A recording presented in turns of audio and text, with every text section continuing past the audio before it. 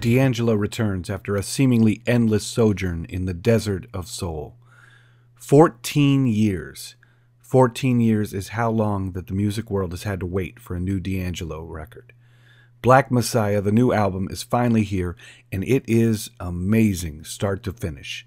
Today, in the middle of a pop music landscape that sees new singles drop from marquee artists every other month, it's hard to wrap your mind around an artist that has produced only 3 full-length albums since his 1995 debut, Brown Sugar.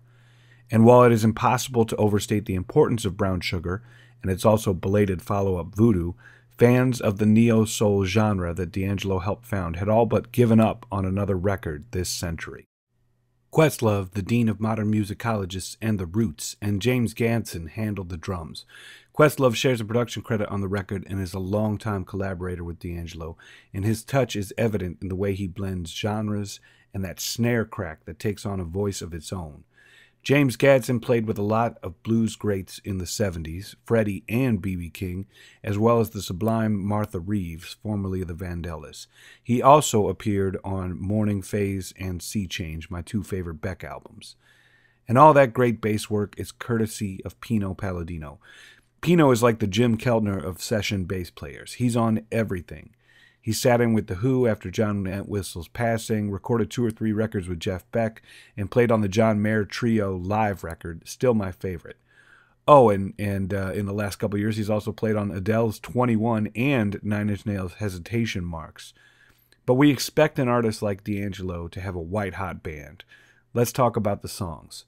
Comparisons between Black Messiah and Marvin Gaye's Let's Get It On and I Want You are appropriate, as well as any Prince record released before 1997. This is music that draws from a deep well of influence and history, but still feels fresh and inviting. Let's listen to a bit of the opener, Ain't That Easy. The chorus sounds like a smoother version of George Clinton. Hand claps and Stax-era guitar sounds round out this bass jam on Longing and Unrequited Love.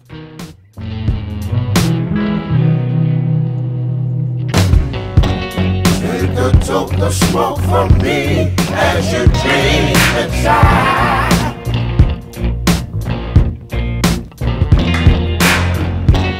Let your days slip away, come with me and ride.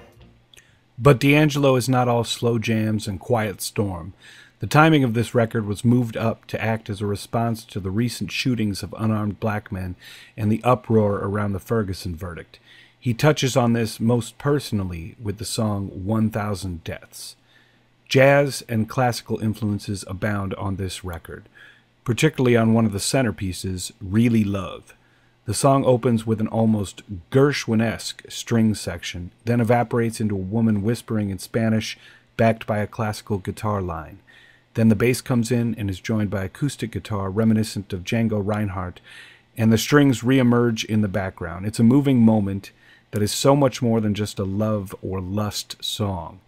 D'Angelo perfectly captures the longing and feeling of simmering excitement of a new relationship.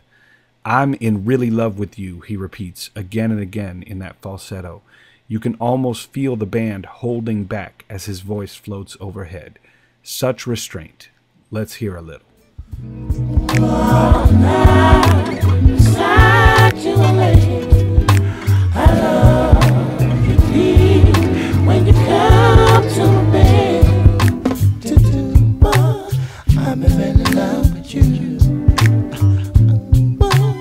I'm in love with you.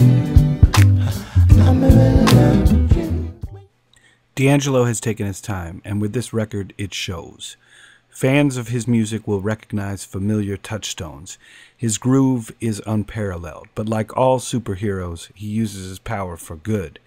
In a genre where the melodic bass lines, lockstep percussion, and fuzzed-out vintage guitar sounds have been replaced by digital trickery and guest vocals, D'Angelo stands tall with a record where, track after track, the groove and vibe are almost overshadowed by the intensely talented backing of the Vanguard. Sly would be proud, Marvin Gaye would be proud, and I'm proud. Get this record, you will not be let down. Let's hope there's more to come this decade. But twice